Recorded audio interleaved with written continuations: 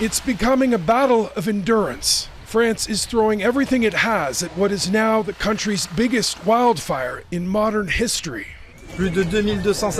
Commander Mathieu Jaumin says about 2,200 firefighters are on the ground. Basically everyone possible has been mobilized. Add to that crews from neighboring countries, soldiers, pilots,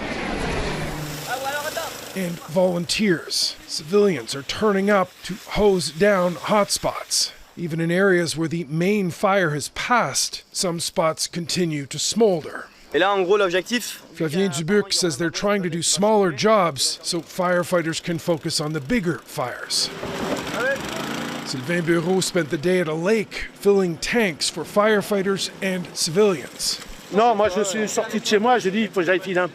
He was at home and said he had to help. Everyone here, he says, had the same instinct.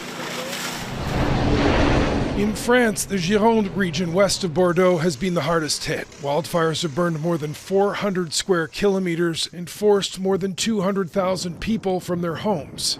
In neighboring Spain, its main wildfire outside Madrid has forced more than 60,000 people out.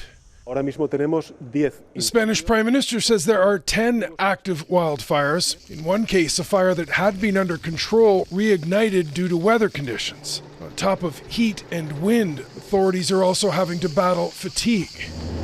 The Spanish Air Force released these images Wednesday showing the fight from the air. Pilots executing the same maneuvers over and over, day after day. This pilot says he can't stop being shocked. Witnessing the devastation, he says, has been emotionally draining. Mike Armstrong, Global News, Montreal.